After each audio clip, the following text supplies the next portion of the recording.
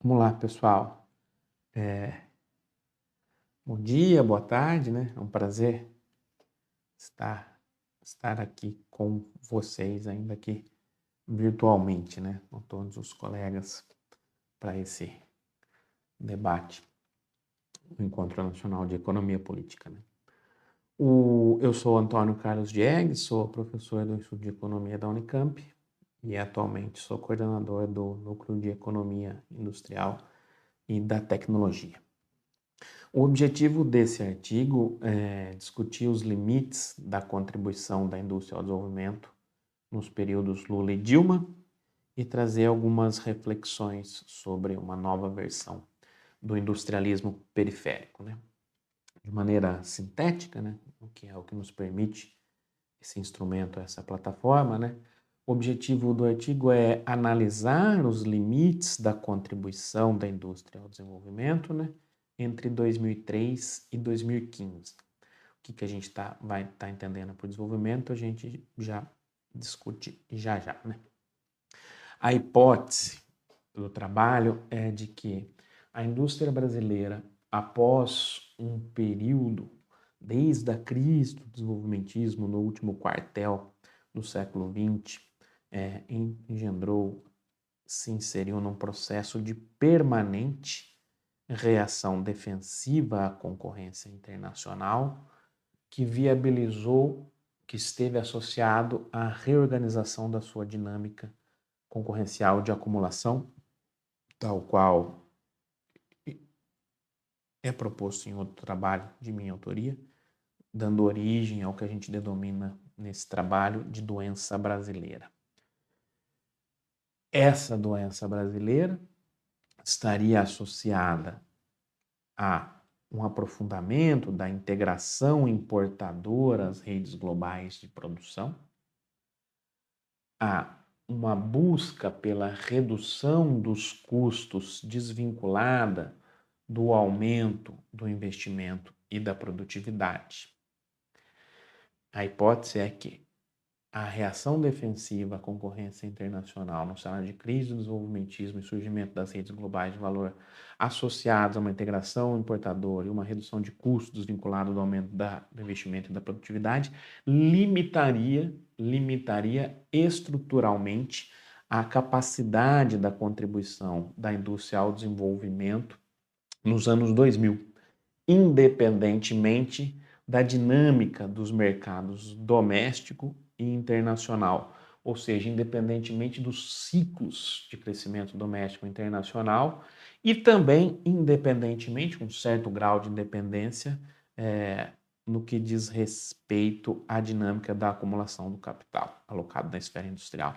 Então, a ideia é de que a indústria teria reduzido substancialmente sua capacidade de contribuir para o desenvolvimento, mesmo no cenário de relativa pujança econômica no período Lula, o que teria se agravado na desaceleração e reversão em Dilma, mas essa menor capacidade de contribuir para o desenvolvimento, a gente vai discutir daqui a pouquinho como a gente está enfrentando o desenvolvimento, não teria impactos negativos na dinâmica de acumulação do capital industrial. Ao contrário, a indústria prescindiria desses caráteres virtuosos de contribuição para o desenvolvimento e manteria uma relativamente bem-sucedida, pujante estratégia de acumulação do capital industrial. Tudo isso estaria associado, então, como conclusão do artigo, a gente discute brevemente, a emergência de uma nova versão do industrialismo periférico, né, que nos sugeriria outras interpretações a respeito das transformações da natureza periférica do industrialismo brasileiro. Então, as contribuições pretendidas pelo artigo, são duas contribuições pretendidas, né? A primeira é mostrar empiricamente a incapacidade da indústria contribuir para o desenvolvimento nesse período, né? Independentemente dos ciclos e do desempenho da dinâmica da acumulação do capital na esfera industrial. E a segunda contribuição é caracterizar e analisar essa nova versão do industrialismo periférico brasileiro, né? O que distinguiria as características periféricas do industrialismo brasileiro nos anos 2000 que permitem interpretar a indústria em novas bases no que diz respeito à sua incapacidade ou baixa capacidade de contribuir para o desenvolvimento econômico, né? O arcabouço teórico do trabalho, muito brevemente, né? A gente entende aqui o desenvolvimento como um processo, tal qual Furtado, em 1961, né? A gente entende o desenvolvimento como um processo que envolve a geração de excedente, a acumulação, em paralelo à realização do investimento associado à incorporação do progresso técnico na dinâmica produtiva, no sentido de se viabilizar um processo de transformação estrutural. Ou seja, a gente está fazendo uma restrição do conceito de desenvolvimento segundo o jovem Furtado, né? Claro que as interpretações do que é desenvolvimento, como todos sabem, são muito mais amplas do que essa primeira interpretação. Mas a gente está olhando para essas dimensões, no sentido, então, de viabilizar a transformação estrutural. Para tal, a centralidade da indústria para o desenvolvimento, né? Nosso arcabouço teórico avança, né? Discutindo que, olha, para se pensar o desenvolvimento é fundamental entender a centralidade da indústria. A gente remete desde lá das contribuições teóricas fundadoras, do Alexander Hamilton, do List, depois passamos pelos clássicos do desenvolvimento no pós-Segunda Guerra Mundial, né? Rosenstein, Rodin, Lewis, Rostow, Gershon, Hirschman, Caldor, Prebisch, estruturalistas de maneira geral, né? Schumpeter, e a discussão mais recente do Roderick, na questão metodológica, depois vai ficar claro. Então, a centralidade da indústria para o desenvolvimento. Avançando no arcabouço teórico, para se promover esse processo de industrialização, a gente admite a centralidade das políticas industriais, obviamente, numa perspectiva da economia política, da política industrial, tal qual sugerem os trabalhos do Chang, os trabalhos recentes do Andreoni e Chang. Tem um trabalho recente de Eggs e Roselino, um trabalho meu e do meu parceiro de pesquisas, Eduardo Roselino, avançando no debate sobre as relações entre política industrial e desenvolvimento no paradigma das estruturas fluidas em direção à indústria 4.0, né? Então, a centralidade da política industrial para a transformação estrutural. E o que a gente entende como contribuição ao desenvolvimento? A ideia é de que a indústria é central para contribuir para o desenvolvimento. Que tipo de contribuição que a gente vai analisar os limites nos períodos dos governos petistas, né? A contribuição lá no sentido caldoriano, basicamente. Caldor e Thibault, né? A ideia de que a contribuição para o desenvolvimento vai ser circunscrita nesse trabalho a essas dimensões. A capacidade de se viabilizar um processo de transformação estrutural, ou seja, reorganizar-se dentro da economia no que diz respeito ao valor adicionado, ao emprego, à inovação, em direção a atividades mais nobres, né, no sentido caldoriano. Essa contribuição ao desenvolvimento, essa transformação estrutural, estaria associada a tanto na dimensão intrasetorial, dentro dos setores, quanto intersetorial, movimentação entre setores, estaria associada a transformar a estrutura produtiva em direção a atividades que levem ao incremento da produtividade, que levem ao aumento da remuneração média e que levem ao aumento da sofisticação das exportações em relação às importações.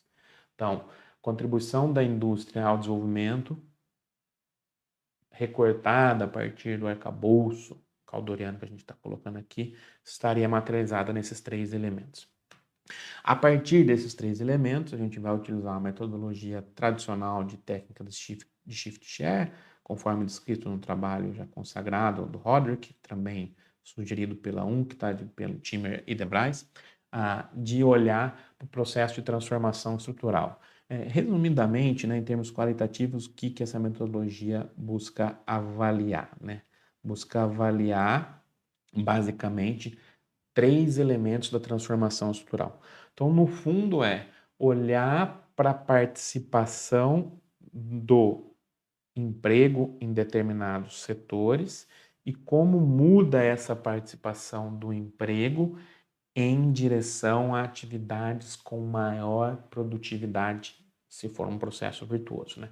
O que um processo virtuoso de contribuição da indústria ao desenvolvimento ao que ele estaria associado? Ao aumento da participação relativa no emprego, no valor adicionado e também na sofisticação das exportações de setores mais nobres.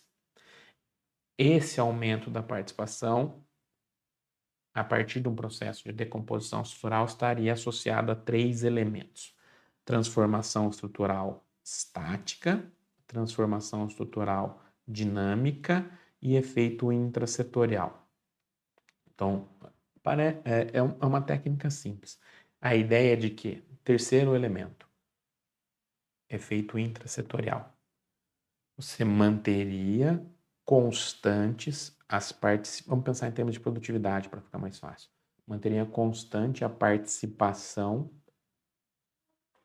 do pessoal ocupado, segundo os setores, não mudaria nada, mas observar-se-ia um aumento da produtividade dentro desses setores.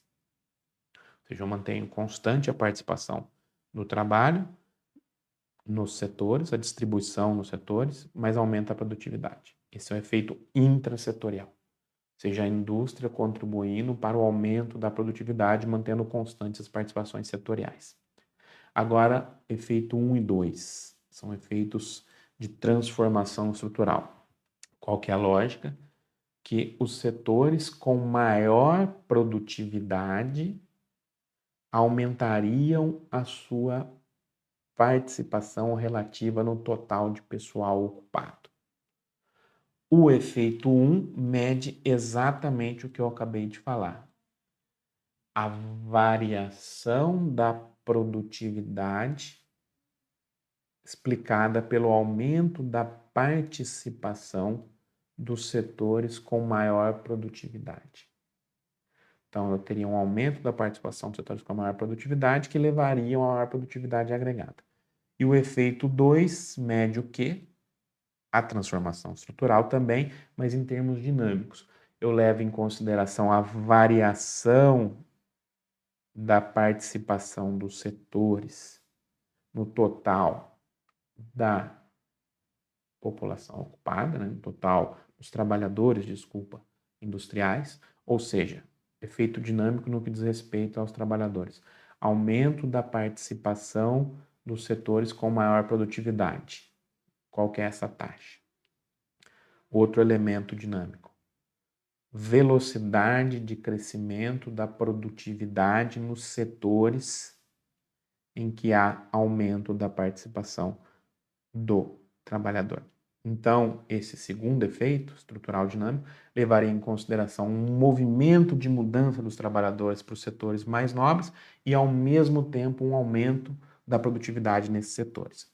Então, qualitativamente, a gente vai medir a capacidade da indústria contribuir para o desenvolvimento, seus limites, a partir desses 3 blocos: mudança estrutural, estática e dinâmica e componente dentro do setor. Quais são os resultados, né? Dado que o tempo aqui é curto, não vou apresentar os dados detalhados, né? Mas o que a gente observa no governo Lula? Os governos Lula, desculpa, né? 2003 e 2010. Primeiro, né, no que diz respeito à produtividade, há evidências de um processo de regressão estrutural, como já é amplamente debatido, né?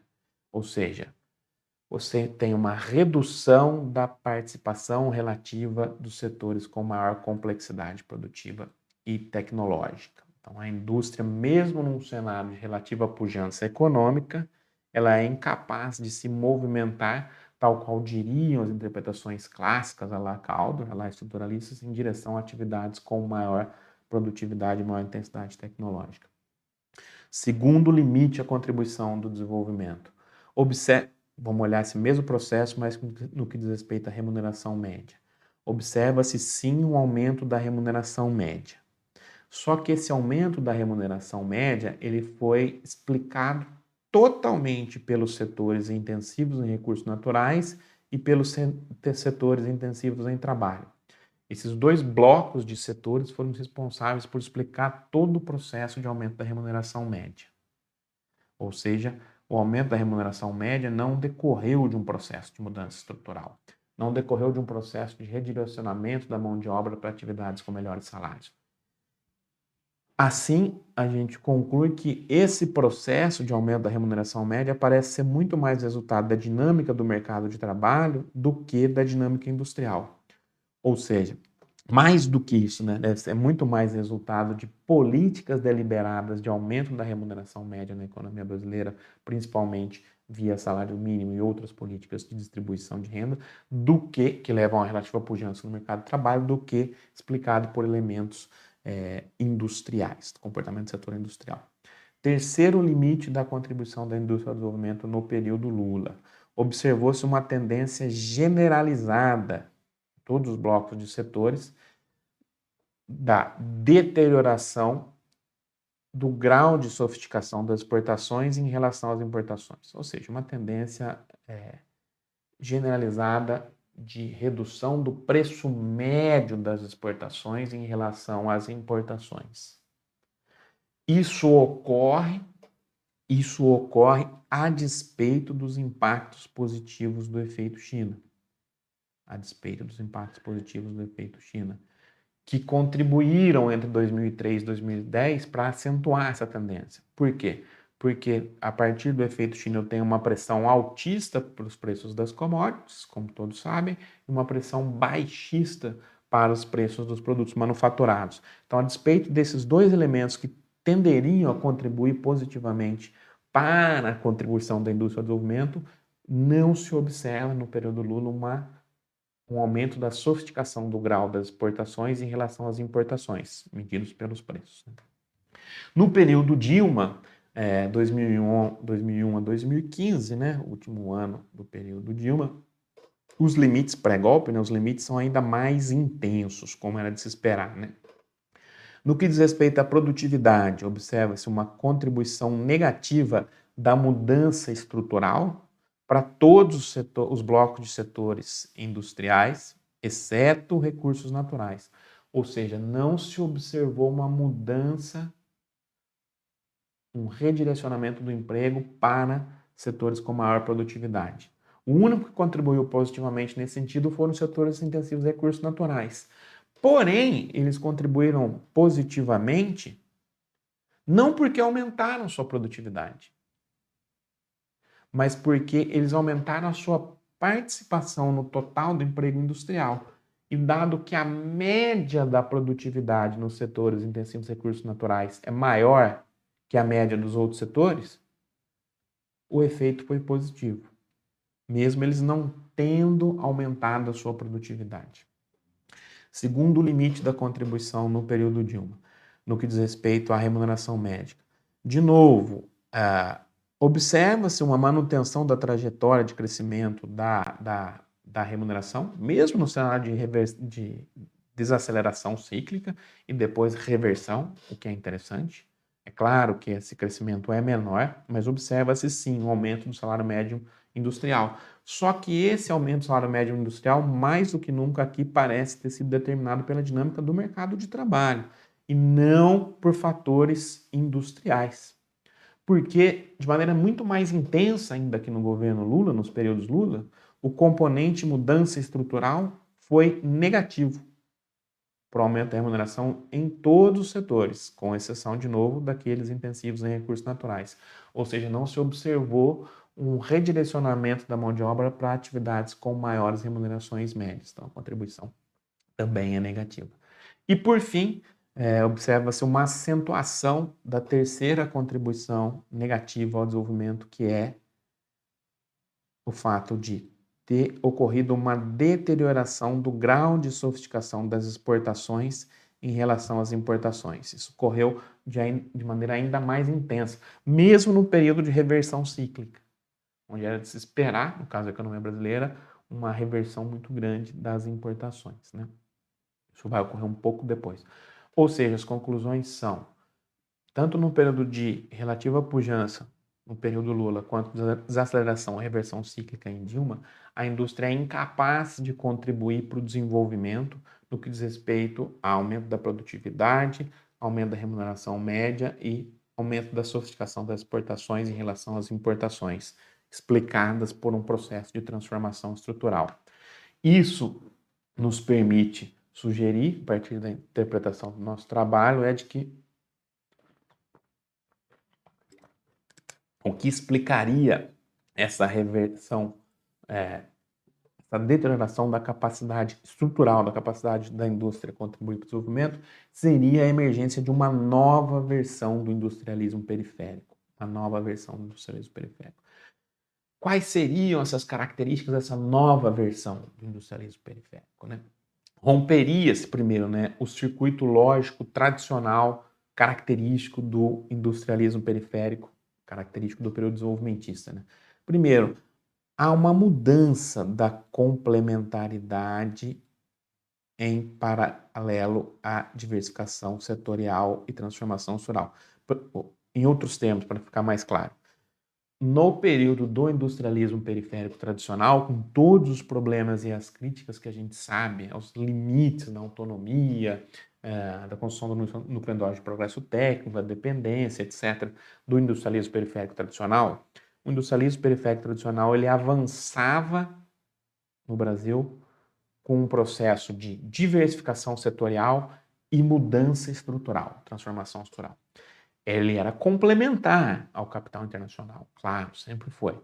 Mas essa complementaridade ocorria em paralelo ao aumento da diversificação setorial e da transformação estrutural. Isso, claro, que reforçava a dependência, como todos sabemos. Mas a complementaridade estava associada à diversificação setorial e transformação estrutural. Isso não ocorre na nova versão do industrialismo periférico. A complementaridade agora é associada a um processo de não transformação estrutural, de regressão estrutural e não diversificação, de concentração. Então, uma grande mudança. Segundo ponto,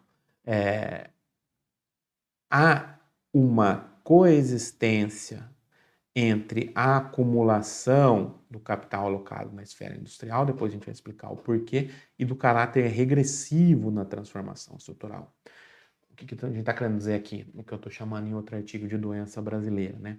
Você consegue manter taxas elevadas de acumulação do capital alocado na esfera industrial, independentemente da dinâmica produtiva, ou de maneira crescentemente independente da dinâmica produtiva. Então, consegue-se observar um processo de regressão na transformação estrutural e desindustrialização, em paralelo à garantia da acumulação do capital alocado na esfera industrial, o que não era característico também na versão tradicional do industrialismo periférico, onde o aumento da acumulação do capital alocado na esfera industrial ele necessitava da diversificação da estrutura produtiva e do crescimento, o que não ocorre mais. E a lógica concorrencial na nova versão do industrialismo periférico é fortemente regressiva e defensiva. Então, o aumento da produtividade, o aumento da competitividade está muito desvinculado ou crescentemente desvinculado do aumento do investimento. Na versão tradicional do industrialismo periférico, isso não se observava. Claro que a competição espúria sempre foi uma característica da industrialização, do industrialismo periférico latino-americano, mas uma parcela importante desse aumento da produtividade, da competitividade, estava associado lá, sim, a uma diversificação e aumento do investimento. Aqui não. Aqui não. A competição cada vez mais está desassociada dessa lógica entre incremento do investimento e da produtividade. Segunda grande característica do industrialismo periférico, da nova versão do industrialismo periférico, vou acelerar aqui, é uma nova forma de complementaridade ao capital internacional. A complementaridade sempre existiu, é claro, né? Mas agora não se observa a coexistência e a coincidência temporal e territorial entre produção, geração e apropriação do valor, pelo menos parte. Dada a forma de organização em redes, a nova versão do industrialismo periférico ocorre num cenário em que não se observa a coexistência e a coincidência temporal entre produção, geração e apropriação. Então você tem novas formas de complementaridade. A complementaridade era tradicionalmente em produtos e em segmentos. Então tinha determinados produtos no industrialismo periférico que eram complementares à industrialização dos países centrais e alguns segmentos e algumas lacunas da matriz. Agora, essa complementaridade foge muito de produtos e serviços em direção a atividades. Então, eu não tenho mais essa dicotomia entre produtos e segmentos no industrialismo periférico e no industrialismo central, mas sim eu tenho um redirecionamento em direção a atividades complementares. E quais atividades são essas?